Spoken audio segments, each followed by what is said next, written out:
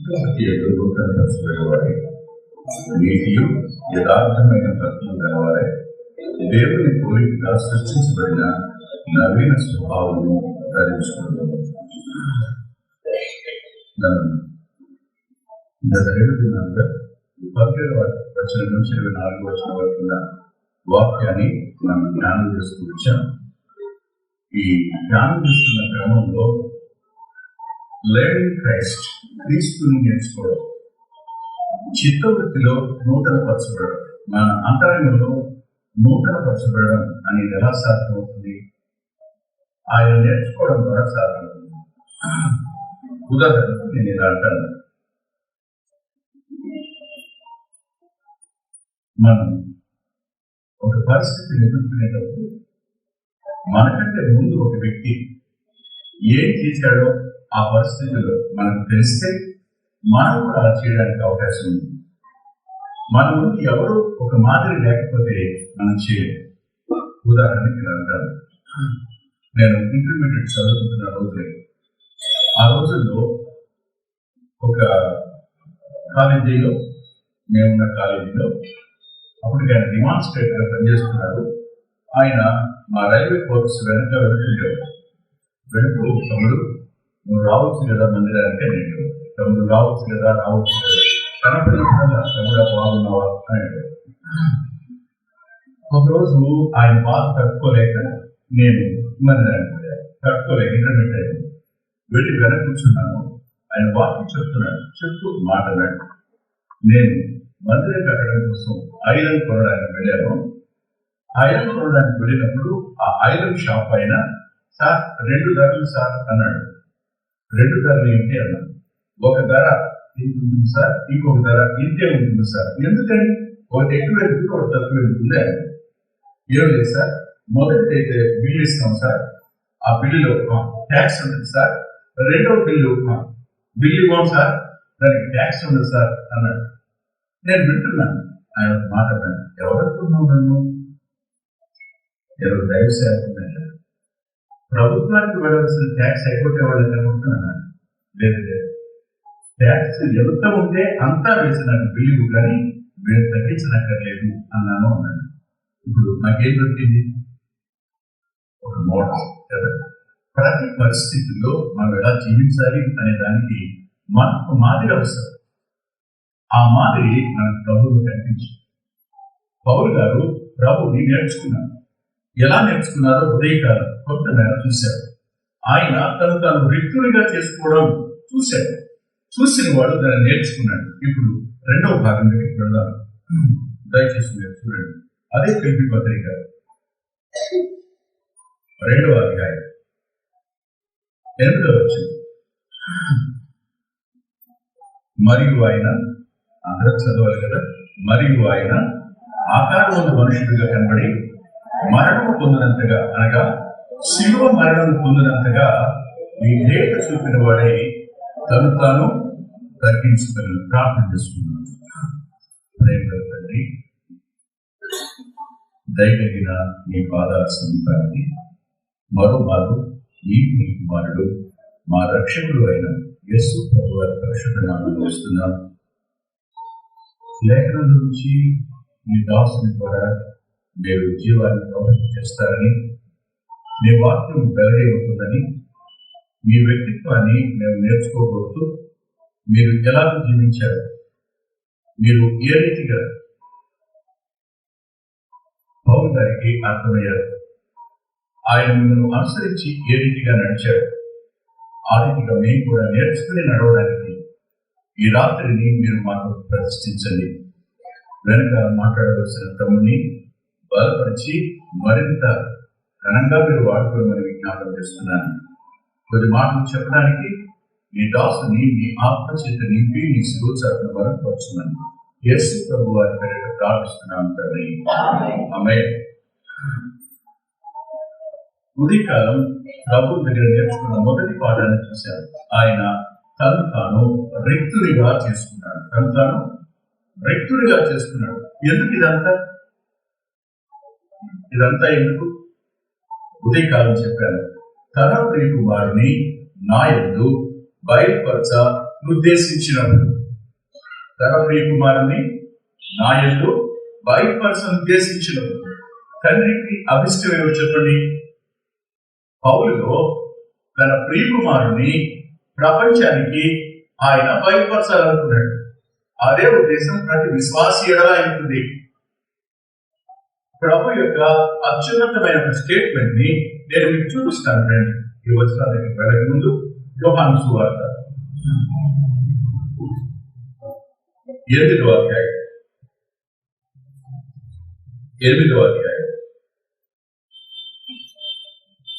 దయచేసి 29వ వచనం 2వ భాగం నుంచి చదువుదాం.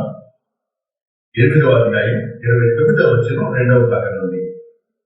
ఆయన ఇష్టమైన కార్యము నేను ఎల్లప్పుడూ చేయుదును కనుక. ఈ స్టేట్మెంట్ విన్నారు? నేను ఎల్లప్పుడూ ఆయనకి ఇష్టమైన కార్యమే చేస్తాను. ఆయనకు అయిష్టమైన కార్యం ఎన్నడూ చేయదు. నాకు ఈ దేహాన్ని ఆయన అమర్చారు. ఈ దేహంలో నేను జీవించాను. నేను ఈ భూమి మీద నా యాత్ర కొనసాగుతున్నప్పుడు నా గురి ఏమిటంటే ఎల్లప్పుడూ ఆయనకి ఇష్టమైన కార్యం. మనం ఎవరిష్టాన్ని నెరవేర్చాలని చూడటం, తల్లిదండ్రులు పిల్లల ఇష్టం నెరవేర్చాలని ఆశిస్తారు. భార్య భర్త ఇష్టాన్ని నెరవేర్చాలని కోరుకుంటుంది. కానీ విశ్వాసి దేవుని ఇష్టాన్ని నెరవేర్చాలి అన్నది అతనికి ఉన్నతమైన గురి, అది లక్ష్యం. ఆయన ఎలాగో తండ్రిని సంతోషపెట్టాడు. తండ్రికి ఇష్టమైన ఎలా చేశాడు అంటే తనను తాను రిక్తునిగా చేసుకోవడం ద్వారా తండ్రిని సంతోషపరిచిన వాడు ఆయన. రెండవదిగా చూశాను, తనను తాను తగ్గించుకోవడం ద్వారా. తనను తాను తగ్గించుకోవడం, ఇది నిజంగా ఆశ్చర్యం ఉంది. తగ్గించుకోవడం సాధ్యమవుతుందా? మీకు సాధ్యం ఉంటుంది. మీ తోటి వారి కంటే 2 మార్కులు మీకు తక్కువ వచ్చినాయి, వాళ్ళకి 2 మార్కులు ఎక్కువ వచ్చినాయి. మీరేమంటారు? తక్కువ దాంట్లో చూసుకోవాలి వస్తున్నాను అంటే అసలు ఆయన దిద్దడానికి కూడా పక్షపాతం తెలుసా మా మాస్టర్కి? ఆయన అంతే, వాళ్ళకి ఇష్టమైన వాడికి ఎక్కువ వేస్తాడు. ఒప్పుకుంటామా? సత్యాన్ని మనం అంగీకరించలేము, తగ్గించుకోవడానికి కొంత కూడా ఇష్టపడదు. ప్రభు జీవితంలో ఆయన తగ్గింపుని మీరు చూడండి, ఎంత అద్భుతంగా ఆయన తగ్గించుకున్నాడు. ఓకే, 2వ అధ్యాయం చూడండి. అదే ఫిలిప్పీ పత్రిక 2వ అధ్యాయం 7వ వచనం. మనుషుల పోలికగా పుట్టి, వినాలి మాటని, మనుషుల పోలికగా పుట్టి దాసుని స్వరూపము ధరించి. మనుషుని పోలికగా పుట్టడం అనేదే ఆయన తను తగ్గించుకోవడం. మనిషిగా పుట్టడం, ఒక దేవదూత మనిషి కావడానికి ఏమాత్రం ఇష్టపడ్డాడు. కానీ దేవుడు తాను సృజించిన మానవులలో ఒకరి వంటి వాడు కావడం అనేది తను తగ్గించుకోవడం. ఇలా అంటానండి, ఆలోచించండి. మానవుడు పరిమితమైన వాడు, దేవుడు అపరిమితమైన వాడు, అనంతుడు. అనంతుడైన దేవుడు పరిమితమైన దేహంలోనికి రావడం తగ్గించుకోవడం అవుతుందా, హెచ్చించుకోవడం అవుతుందా? మీరు డూప్లెక్స్ హౌస్ లో ఉన్నారు. మీకు ఓ బాత్రూమ్ లాంటి గెటప్ ఇచ్చారనుకోండి, ఎలా ఫీల్ అవుతారు? మీరు కనపరిచినట్టు ఫీల్ అవుతారా, తగ్గించినట్టు ఫీల్ అవుతారా? అవును కదా. మహిమ కలిగిన వాడు, అనంతుడైన వాడు, సర్వశక్తిమంతుడైన వాడు, సర్వాధికారి అయిన వాడు, సర్వవ్యాపి అయిన వాడు ఒక దేహంలోనికి రావడం, మానవుడు కావడమే తగ్గించుకోవడం. మానవుడు కావడమే తగ్గించుకోవడం అయితే మానవునిలో కూడా అత్యంత కడపటి వ్యక్తి ఎవరు అంటే స్లేవుడు. ఆ రోజుల్లో వెండితో కొనబడే వారిని దాసులు అని పిలిచేవారు. ఈ దాసులకు ఏముండదో తెలుసా? స్వేచ్ఛ, స్వాతంత్రం ఏముండదు, హక్కులు ఏముండవు. కేవలం యజమాని ఇష్టం నెరవేర్చడం తప్ప మరి ఏ ఇతరమైన అధికారాలు వాడుకుంటారు. ఏది పెడితే తినాలి, ఎక్కడ ఉండమంటే అక్కడ ఉండాలి. యజమాని ఏ శిక్ష విధించినా తప్పించుకోవడానికి లేదు. మరో మాట చెప్పిన వారు యజమాని సొత్తు. యజమాని చంపేసిన ప్రభుత్వం ఏమాత్రం అది దాసుడు.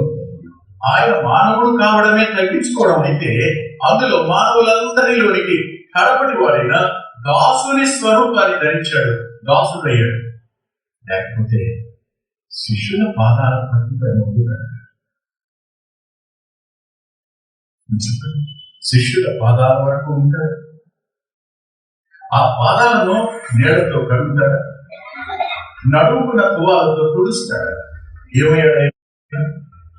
మనుషులందరికంటే తక్కువ వాడిగా, దాసుని స్వరూపాన్ని ధరించిన వాడిగా తను తగ్గించుకున్నాడు. ఇది ఒకటే కాదండి, ఆయన చేసిన రెండవ పని కూడా చూద్దాం. హెబ్రీ పత్రిక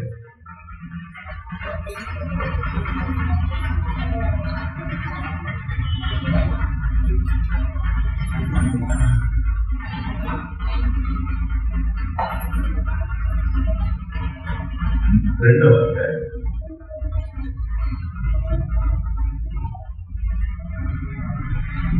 2వ అధ్యాయం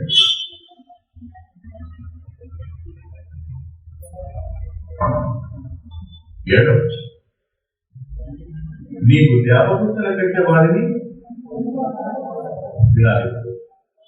మానవుడు దేవదూతల కంటే కొంచెం తక్కువ. ఆయన మానవుడయ్యాడు అంటే ఏమయ్యాడు?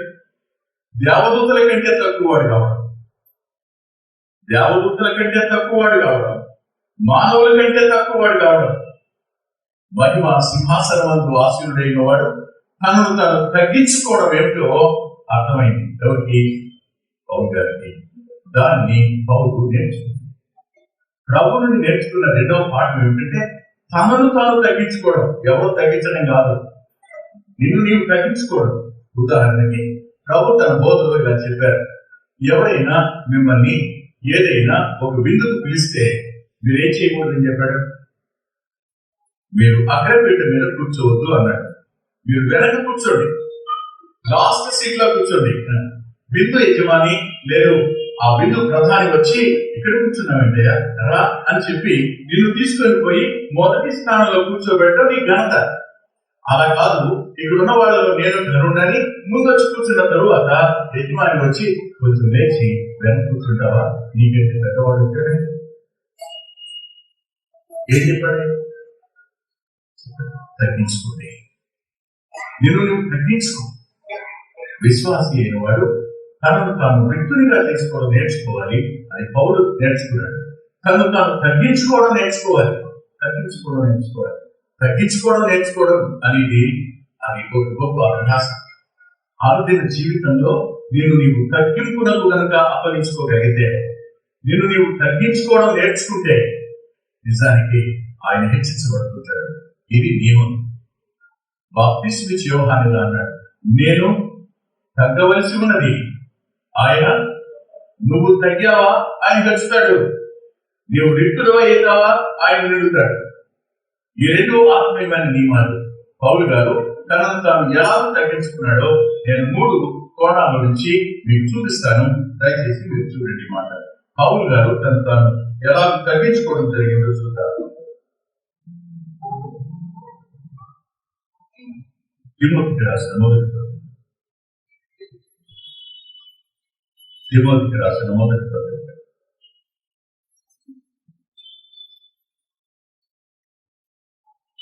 మొదటి అధ్యాయం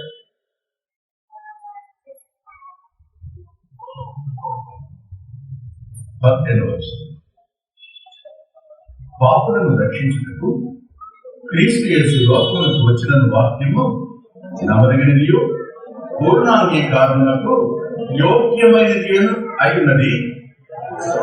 అట్టి వారిలో నేను ప్రధాని. వినాలి, అట్టి వారిలో నేను ప్రధాని. చాలా ఆశ్చర్యం. పౌలు గారు తగ్గించుకుంటూ నేర్చుకున్నాడు. లోపల ఉన్న వాళ్ళందరినీ చూసి ఇలా అంటారు, బ్రదర్ నేను తాగుతాను కానీ వాడంతా తాగుతాను కాదు. నేను పేకాడతాను కానీ మరీ అంత పిచ్చి పేకాడు కాదు. నేను కూడా ఆస్తి పాడు చేశాను కానీ వాడిలాగా పాడు చేయలేదు. కంపారిజన్ లో కూడా, తప్పు చేయడంలో కూడా నాకంటే ఇతరులు ఎక్కువ తప్పు చేశారు, నేను ఎంతో కొంత తక్కువే చేశాను అని ఫీలింగ్, అంతే కదా. ఒక ఆయన అంటున్నాడు రాత్రి వేళ, సరే నేను అందరి నాటి తాగుబోతున్నా కాదు, అవసరమైతే నా భార్య పుస్తకం తాగని పెట్టు తాగుతాను కానీ వాటి డబ్బులతో ఈ డబ్బులు తాగుతానుకుంటా ఎక్కువ అన్నాడు. అంటే తాగుబోతుతనంలో కూడా ఇతరుల కంటే తాను ఎవడనమాట బెటర్ డ్రాంకర్, అంతే. కానీ విచిత్రం, రక్షించబడిన ఈ పౌలు అనే వ్యక్తి లోకంలో ఉన్న మనుషులందరినీ చూసి ఇలా అన్నాడు, నేను I am the chief of sinners, నేను పాపులకు ప్రధాని, I am the captain of sinners. ఏ వ్యక్తి నాకంటే పాపుడండి, ఏ వ్యక్తి నాకంటే పాపిగా లేడు, నాకంటే దుర్మార్గుడు లేడు, నాకంటే హానికరుడు లేడు, నాకంటే హింసకుడు లేడు, నాకంటే దోషకుడు లేడు. పాపులందరిలోకి నేను ప్రధానుని. తగ్గించుకోవడం, హెచ్చించుకోవడం. నేను గయ్యాన్ని కానీ ఆమంతగా అంటే అర్థం తగ్గించుకోవడం, తెచ్చుకోవడమా కాదు. తప్పు చేయడంలో కూడా మానవుడు హెచ్చించుకునే స్వభావం కలిగిన వాడు ఉంటాడు, అవును కదా. కానీ పౌలు గారు అది కాదు, ఆయన అన్నాడు, నేను పాపులలో ప్రధానుని. ఆశ్చర్యం, అంత తగ్గించుకున్నాడు పాపులందరి వంట చూసి.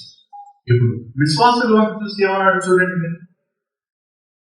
విశ్వాసుల వంట చూసిన ఆయన తగ్గింపు ఎలా ఉందో ఒక మాట చూద్దాం. ఇదే ఎఫ్సి పత్రిక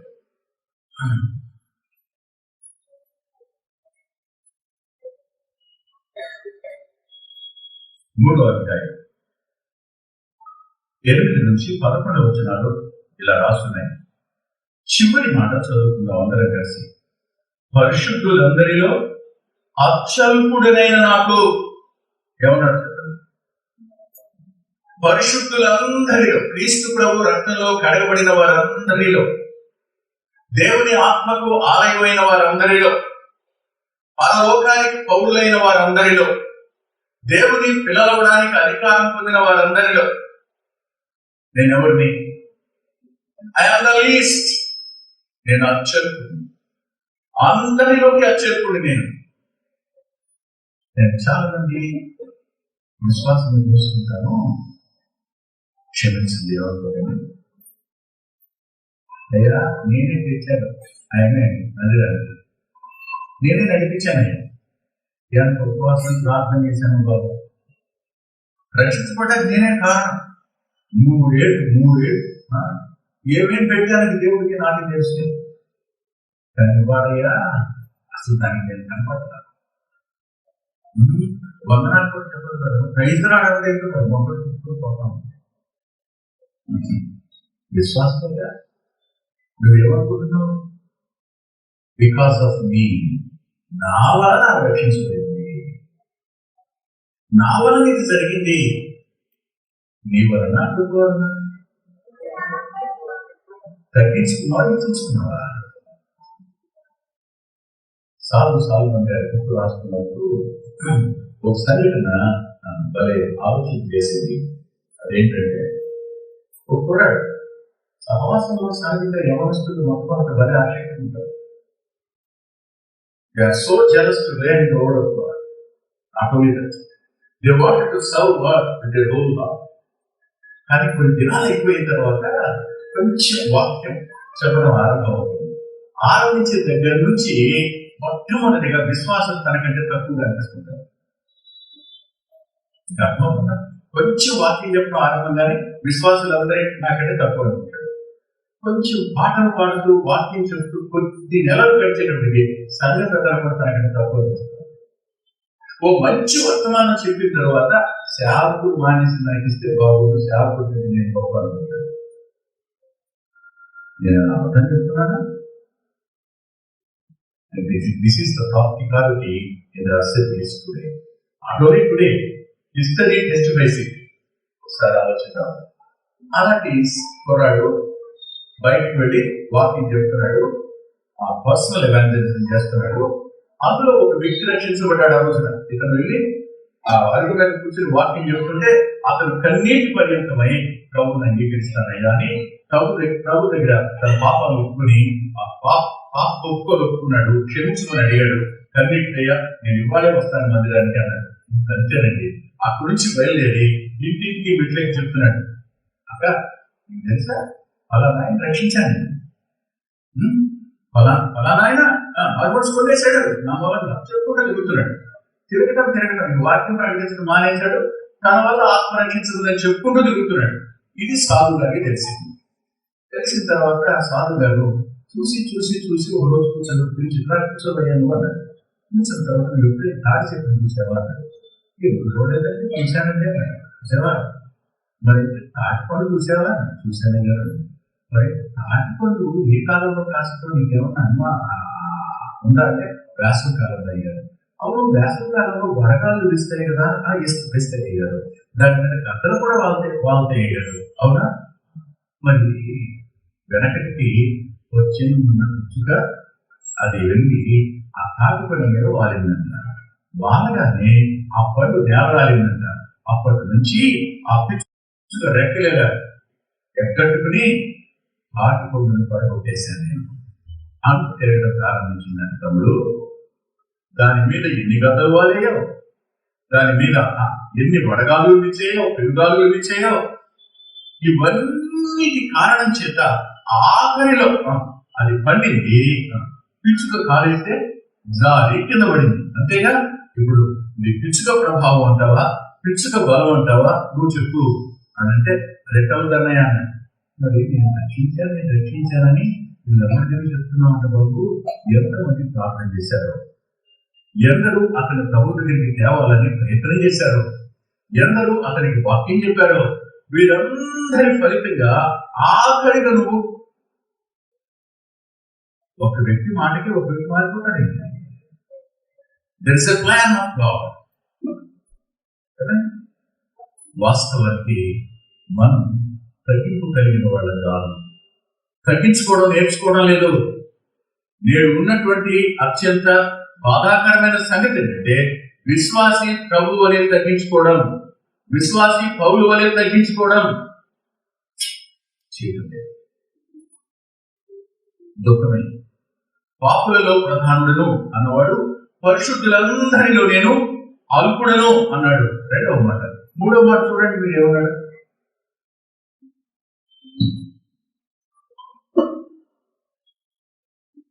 కొరింథీయులకు రాసిన మొదటి పత్రిక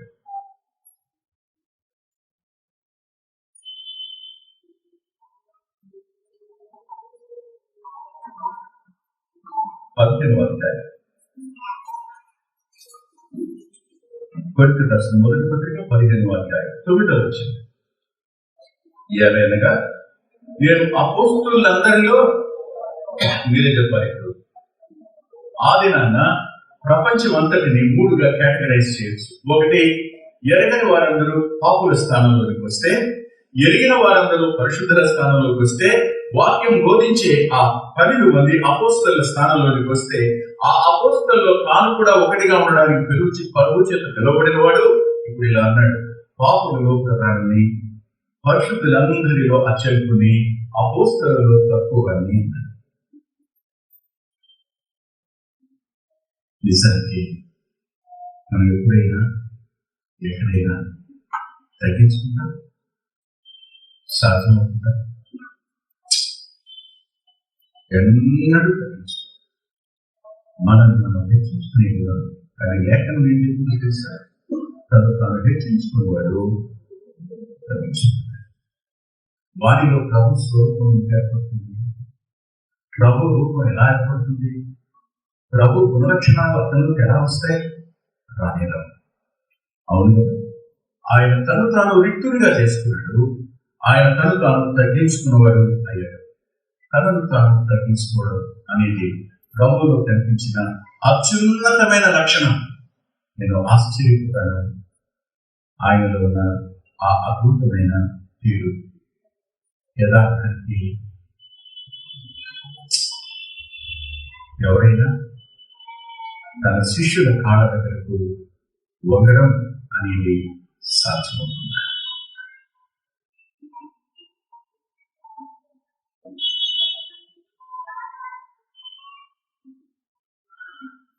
నా స్టూడెంట్ ఇప్పుడు వాటి డిప్యూటీ కలెక్టర్గా పనిచేస్తున్నాడు గోదావరి జిల్లాలో. కానీ నేను తనను ఒకప్పుడు ఎలా అని అంటే నెక్స్ట్ ఎలా అన్నాను. కానీ ఇప్పుడు ఏమన్నాను, మాట్లాడి ఏమన్నాను అంటే నేనేమవుతాను,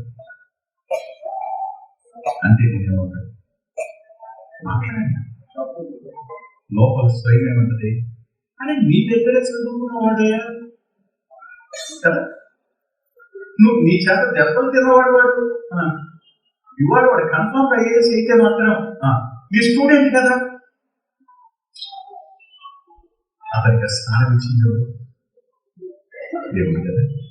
ఇప్పుడు నేనేం చేయాలి, ఫోన్ చేస్తే మాస్టర్ చెప్పండి అంటాడు.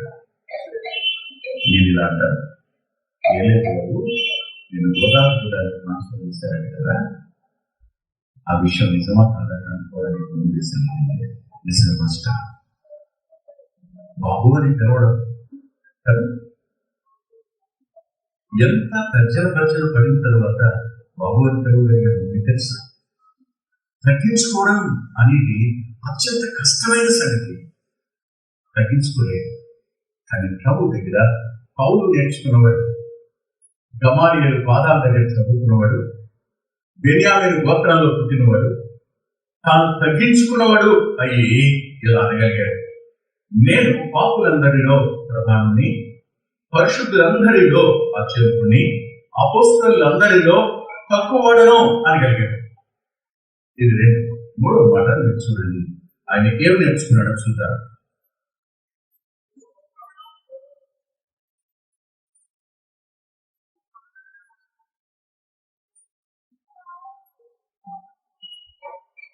గలతీ పత్రిక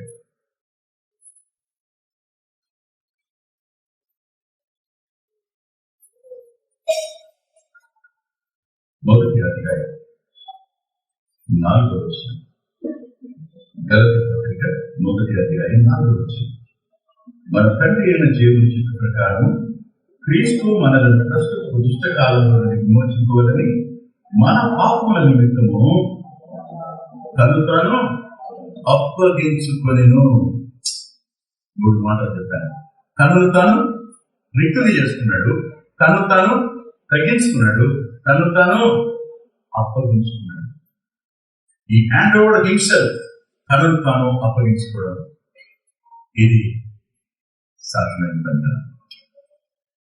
మనం అవమానానికి అప్పగించుకోగలము, శ్రమకు అప్పగించుకోగలము, హింసకు అప్పగించుకోగలము, సిలువకు మనల్ని మనం అప్పగించుకోగలము. Is it possible? ఈ రక్త మాంసాలు దీని స్వభావానికి, ఇది ప్రాచీనమైన స్వభావం కలిగింది కదా. ఈ ప్రాచీన స్వభావానికి ఏమేమి ఉంటాయి, ప్రాచీన స్వభావానికి ఏముంటాయో నేను త్వరగా 2-3 రిఫరెన్స్ చెప్తాను.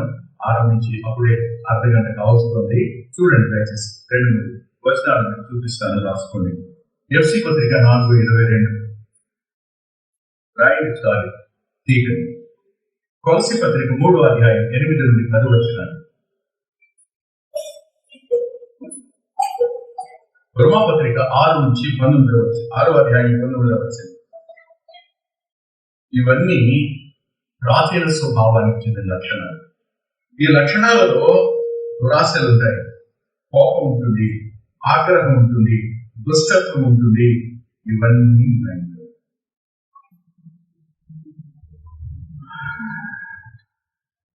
అక్రమం, ఇవన్నీ ఉన్నాయి.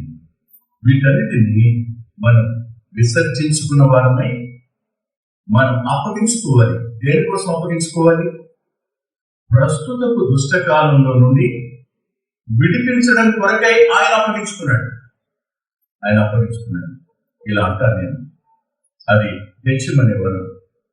ఆ గెత్సేమనే తోటలో ఆ రాత్రి వేళ ఆ యూదా వచ్చి గుర్తు పెట్టుకున్నాడు. ముందు పెట్టుకున్న తరువాత వారు వచ్చి ఆయన పట్టుకున్నారు. వారు వచ్చారు. రాగానే ఆయన ఇలా అన్నాడు, మీరు ఎవరి కోసం వెతుకుతున్నారు అని అడిగాడు. అడిగితే వాళ్ళు అన్నారు, నజరేయుడైన యేసు కోసం వెతుకుతున్నాం అన్నారు. అనగానే ఆయన అన్నాడు, నేనే అన్నమాట. నిర్గమకాండం 3వ అధ్యాయంలో ఆ పొద వద్ద ఉన్నవాడు నేనే అన్న మాట ఆయన పలికితే, ఉన్నవాడు ఆయన కదా. ఈ మాట ఎప్పుడు పలికాడో వారందరూ నేల మీద చచ్చిన వారిలాగా పడ్డారు. మనమైతే ఏం చేద్దాం, ఇదే మంచి టైం అని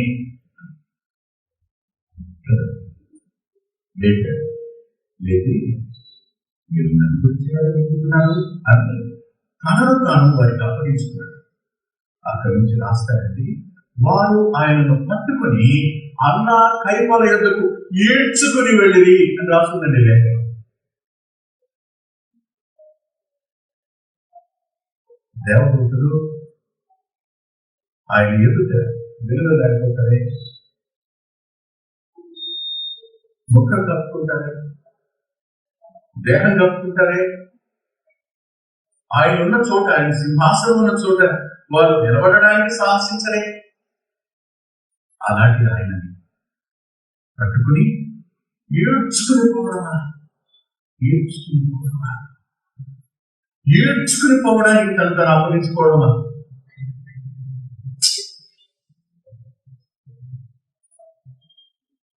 గొడవలేని సంగతి, భరించలేని సంగతి. చిన్న అవమానాన్ని మనం తట్టుకోలేదు, చిన్న మాటను మనం తట్టుకోలేదు. కానీ ఆయన అయితే కొట్టు వారికి తన చెంపలను అప్పగించి అయ్యాడు.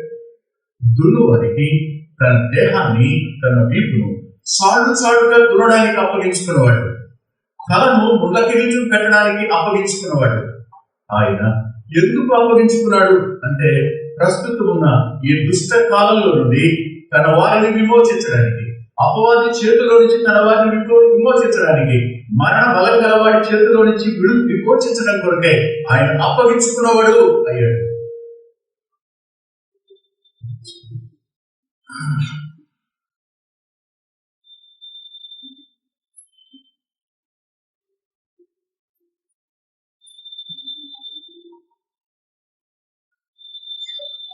చదువుకుంటున్నాడు, చదువుకునే రోజుల్లో ఏ గొడవకి పోయేవాడు కాదు, చాలా కాముగా ఉంటాడని. కాకపోతే ఫ్యాకల్టీకి నేనంటే ఒక రకమైన అనుమానం లేదు. ఎందుకు అనుమానం లేదని చదువుతాడంటే, ఇది మిగిలిన కుర్రాళ్ళకి కొంచెం కంటగింపడింది. అయినాక ఆ పీజీ లాస్ట్ ఎగ్జామ్ రోజున నన్ను కొట్టడానికి తీర్మానం చేసుకున్నారు. రూమ్లో ఉన్నాను,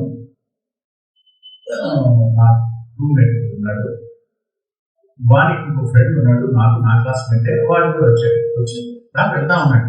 రోజు రాడు మాతో పాటు కలిసి, ఆ రోజు వెళ్దాం రా అన్నాడు. రోజు వస్తాడు కానీ మాతో రాడు, ఇంకో వెనక అయిపోతాడు. వెంట పెట్టుకుని ఎగ్జామ్ రాయడానికి పోయాడు. ఎగ్జామ్ అంతా అయిపోయే వరకు వాడు ఉన్నాడు, ఏం కుదరకుండా ఉన్నాడు. ఇదే ఆఖరి ఎగ్జామ్, మళ్ళీ ఎగ్జామినేషన్ రాసే అవకాశం నాకు లేదు, చూస్తున్నాను ఇంకేమైనా కలిగిపోవాలేమో అన్నాడు. సరేనా అన్నాడు. కలిసి రోడ్డు మీద వచ్చాడు. వస్తే ఇటు ప్రక్కన 15 మంది నిలబడున్నాడు. వీడు వస్తూ వెంకటరత్న గారిని కొడతానని ఎవరో అన్నారట, ఎవరళ్ళు అన్నాడు. ఇటు ప్రక్కన 25 మంది నిలబడున్నారు. ఈ 25 మనవాడిని కొడతానని ఎవరు బాబుజీ అన్నాడు. ఎప్పుడు ఈ 25 మంది అన్నారో 14 మంది ఎలాగండి అటుపోయి ఎవరన్నారు, అయ్యో వెంకటరత్న గారిని కొట్టవేంటండి, ఎవరు చేతులు అయిపోయారు.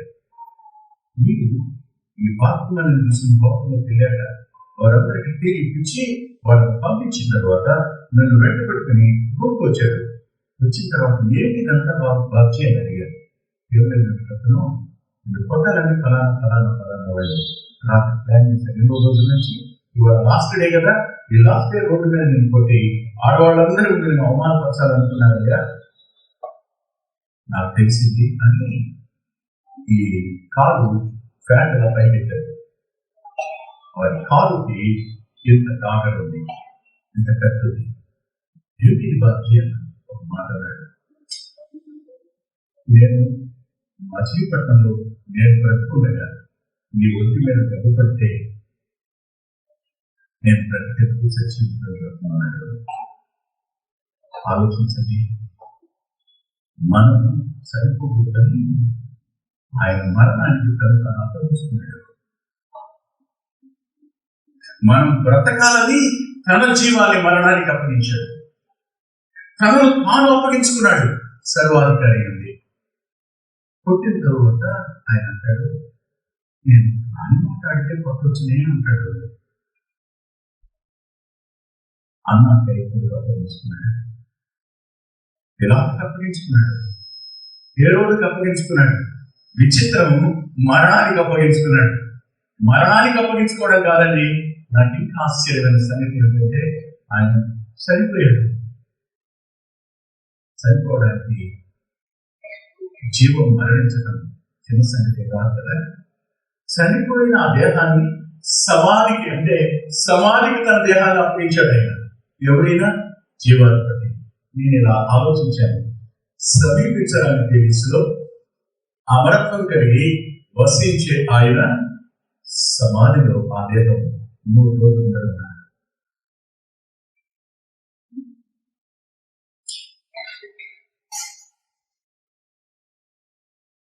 పోలీస్ స్టేషన్ ముందు కూర్చో అని అంటే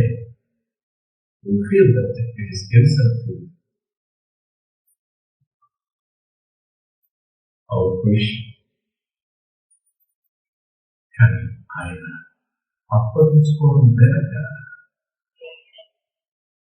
ఎంత అద్భుతమైన సంగతి. పౌలు గారు కూడా తను అప్పగించుకున్నాడు. మీరు చూడండి,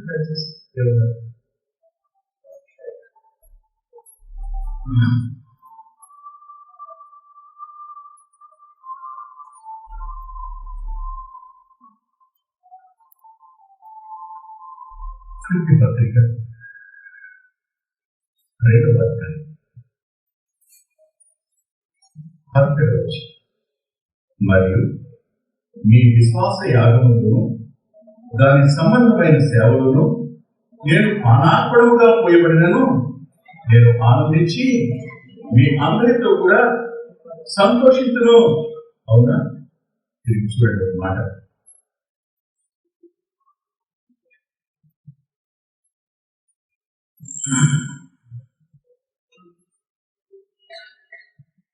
పౌలు గారు బయలుదేరి యెరూషలేముకు వెళ్తున్నప్పుడు ఓడ వద్దకు సాగనంపడానికి వారందరూ వచ్చారు. వచ్చిన వారు ఇక మీదట మీరు నా ముఖం చూడరని ఆయన అనగానే వారందరూ ఏడ్చారు. ఏడిస్తే ఆయన ఇలా అన్నాడు, ఏమని? మీరు ఏడ్చి నా గుండెలను ఎందుకు బదలు చేస్తారు? నేను మరణించడానికి, ప్రభు కోసం మరణించడానికి సిద్ధంగా ఉన్నాను అన్నాడు. మరణానికి తను తాను అప్పగించుకున్నవాడు అయ్యాడు. తను తాను వ్యక్తిగా చేసుకున్నాడు. తను తాను తగ్గించుకున్నాడు. తను తాను అప్పగించుకున్నాడు. ఇది క్రీస్తు యొక్క మనసు. దీన్ని పౌలు అభ్యాసం చేశాడు కనుక అతడు చెప్పగలిగాడు, ఏమని? నేను ప్రభువును గమనించినట్టు మీరు నన్ను గమనించండి అని చెప్పాడు.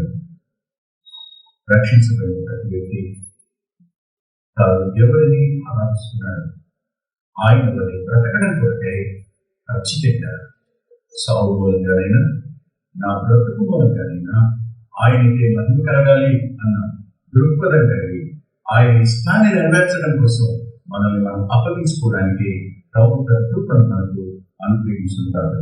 ప్రార్థన చేసుకుందాం. దయచేసి